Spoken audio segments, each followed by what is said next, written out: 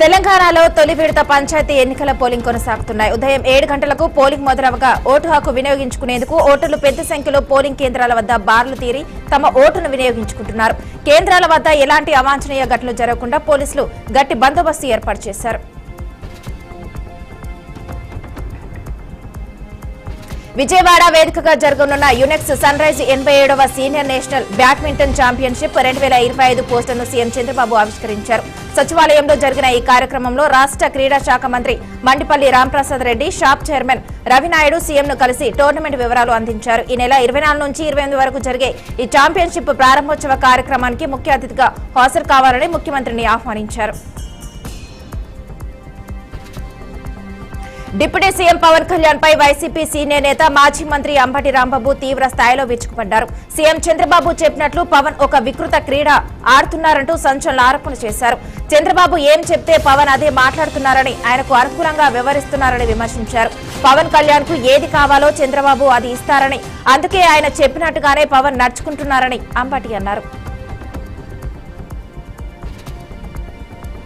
ఆదిలాబాద్ జిల్లా బోత్ నియోజకవర్గంలోని ఇచ్చోడ సిరికొండ మండలంలో మొదటి విడత గ్రామ పంచాయతీ ఎన్నికలు కొనసాగుతున్నాయి. ఇందులో భాగంగానే ఇచ్చోడ మండల కేంద్రంలోని జెడ్పీఎస్ హెచ్ఎస్ పాఠశాల కొనసాగుతున్న ఎన్నికల ప్రక్రియను ఎస్పీ అఖిల్ మహాజన్ పరిశీలించారు. ఇలాంటి సందర్భంలో సెల్ ఫోన్లను, జంక్ బాటిళ్లను, వాటర్ బాటిల్స్ లను, అగ్ని కారకాలను అనుమతించొద్దని ఎస్పీ అఖిల్ మహాజన్ తెలిపారు.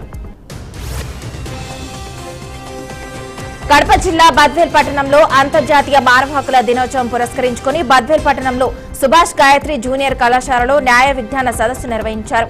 ఈ కార్యక్రమంలో senior civil judge YJ Padmashri పాల్గొన్నారు. ప్రతి వ్యక్తికి రాజ్యాంగం ద్వారా కల్పించిన హక్కులు తెలుసుకుని వాటిని కాపాడుకుంటూ ఇతరుల హక్కులను భంగం కలిగించకుండా నడుచుకోవాలన్నారు. జూబ్లీహిల్స్ ఎన్నికల్లో వచ్చిన తీర్పు గ్రామాల్లో వచ్చే అవకాశం కనపడుతుందని వేములవాడ ఎమ్మెల్యే రాష్ట్ర ప్రభుత్వ విప్ ఆది శ్రీనివాస్ అన్నారు. రాజన్న సిరిసిల్ల జిల్లా రుద్రాంగి మండలంలోని పోలింగ్ బూత్ 5లో కుటుంబ సమేతంగా ఆది శ్రీనివాస్ ఓటు హక్కు వినియోగించుకున్నారు. రోజులుగా ప్రపంచ స్థాయి గ్లోబల్ సమ్మిట్ హైదరాబాద్ లో విజయవంతమైందని తెలిపారు. మళ్లీ తెలంగాణలో కాంగ్రెస్ ప్రభుత్వం అధికారం వస్తుందని ఆది శ్రీనివాస్ ధీమా వ్యక్తం చేశారు. ఓటు వజ్రాయుధం, ఓటు ఎంతో అమూల్యమైనది. ప్రతి ఒక్కరూ ఓటు హక్కు వినియోగించుకోవాలని మాటలు ఎన్నికలు వచ్చిన ప్రతిసారి వినబడుతుంటాయి. డైలాగులు చెప్పేవారు కేవలం మాటలకే పరిమితమవుతారు, రియాలిటీలో ఓటు వేయరు. ఇలా ఓటు విషయంలో నిర్లక్ష్యం వహించే వారికి ఓ వ్యక్తి కనువిప్పు కలిగించాడు. నిజామాబాద్ జిల్లా సాలూర మండలం జాడి జమ్మల్పూర్ గ్రామంలో సర్పంచ్ ఎన్నికల పోలింగ్ లో ఆరోగ్య రాజు అనే వ్యక్తి అనారోగ్యంతో ఉన్నప్పటికీ బాధితగా అంబులెన్స్ లో వచ్చి ఓటు వేశారు. నిజామాబాద్ జిల్లాలో మొదటి విడత గ్రామ పంచాయతీ ఎన్నికల పోలింగ్ కట్టుదిట్టమైన ఏర్పాట్ల నడుమ ప్రశాంతంగా కొనసాగుతుంది. వణికించే చలని సైతం లెక్క చేయకుండా ఓటు హక్కు వినియోగించుకునేందుకు పోలింగ్ కేంద్రాల వద్ద ఉదయం నుంచే ఓటర్లు బారులు తీరారు. జిల్లా ఎన్నికల అధికారి కలెక్టర్ వినయ్ కృష్ణారెడ్డి ఎడపల్లి మండలం జానకంపేట ఎంఎస్ ఫారంలో కూడా పోలింగ్ కేంద్రాలను సందర్శించి ఓటింగ్ తీరును, పోలింగ్ ఏర్పాట్లను పరిశీలించారు. ప్రజలు ప్రశాంత వాతావరణంలో తమ ఓటు హక్కును వినియోగించుకోవాలని ఆయన కోరారు. శాంతి భద్రతలకు విఘాతం కలిగిస్తే కఠిన చర్యలు తీసుకుంటామని నెల్లూరు జిల్లా ఎస్పీ అజిత తెలిపారు. రాత్రి శాంతి భద్రతలపై స్థానిక మార్కెట్ వద్ద ప్రజలను ఎస్పీ కలిసి సమస్యలను తెలుసుకున్నారు. రాత్రి వేళలో డ్రంక్ అండ్ డ్రైవ్ చేసి వాహనాలు నడిపితే వారిపై కఠినంగా వ్యవహరిస్తామని, వీటిని అరికట్టేందుకు పోలీసు వ్యవస్థ కఠినంగా పనిచేస్తుందని ప్రజలకు సూచించారు. పోలీసు వ్యవస్థపై ప్రజలకు నమ్మకం కలిగించే విధంగా పనిచేస్తున్నారని ఎస్పీ తెలిపారు. ప్రకాశం జిల్లా మార్కాపురంలోని జయజగన్ నినాదాలతో హోరెత్తింది. రాష్ట్ర ప్రభుత్వం మెడికల్ కళాశాలను పీపీపీ విధానంలో నిర్వహిస్తున్నందుకు నిరసనగా జగన్ పిలుపు మేరకు మాజీ ఎమ్మెల్యే అన్నా రాంబాబు ఆధ్వర్యంలో కోటి సంతకాల సేకరణ కార్యక్రమాన్ని నిర్వహించారు.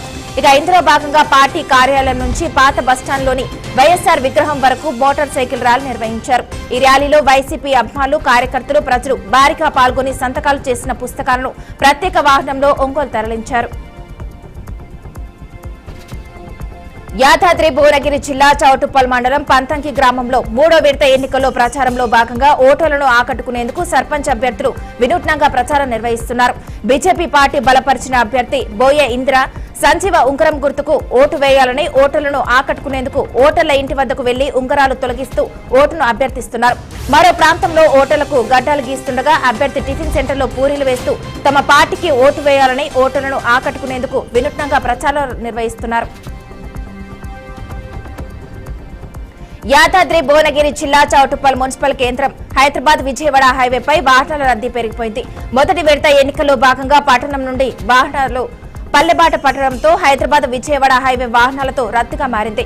తమ ఓటు వినియోగించుకునేందుకు హైదరాబాద్ నుండి నల్గొండ, సూర్యాపేట, మిర్యాలగూడ, ఖమ్మం జిల్లాలకు ఆర్టీసీ బస్సులో ప్రైవేటు వాహనాల్లో ఓటర్లు భారీగా వెళ్తూ ఉండటంతో రహదారులు వాహనాలతో నిండిపోయాయి.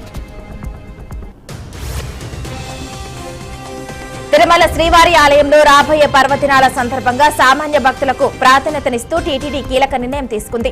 డిసెంబర్, జనవరి నెలలో వచ్చే ముఖ్యమైన ఉత్సవాల రోజుల్లో వీఐపీ బ్రేక్ దర్శనాలను పూర్తిగా రద్దు చేసినట్లు వెల్లడించింది.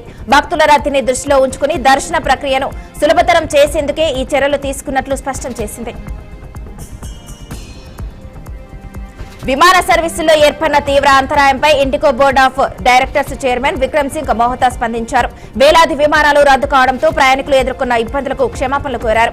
ఈ ఘటనపై సమగ్రంగా దర్యాప్తు చేస్తామని ఓ వీడియో ప్రకటనలో హామీ ఇచ్చారు. డిసెంబర్ 3న ఊహించని పరిణామాలు చోటు చేసుకున్నాయని, దానివల్ల పెద్ద సంఖ్యలో విమానాలను రద్దు చేయాల్సి వచ్చిందని మోహతా తెలిపారు. అల్లూరి సీతారామరాజు జిల్లా చింతపల్లిలో ఇటీవల చలి తీవ్రత పెరిగి కొన్ని రోజులుగా సింగిల్ డిజిట్ ఉష్ణోగ్రతలు నమోదవుతున్నాయి. కొండ ప్రాంతాల నుంచి వీస్తున్న చల్లటి గాలుల కారణంగా రోజురోజుకు ఉష్ణోగ్రతలు పడిపోతున్నాయి. ఏజెన్సీ ప్రాంతాల్లో అత్యంత శీతలంగా ఉండే చింతపల్లిలో చలి ఉష్ణోగ్రత 6.5 డిగ్రీలు నమోదు కావడంతో స్థానికులు చలికి వణికిపోతున్నారు. లంబసింగిలో 4 డిగ్రీలు ఉండవచ్చని అధికారులు అంచనా వేస్తున్నారు. మరోవైపు పొగమంచుతో కారణంగా రహదారులు కనిపించక వాహనాలు లైట్లు వేసుకుని వెళ్తున్నారు.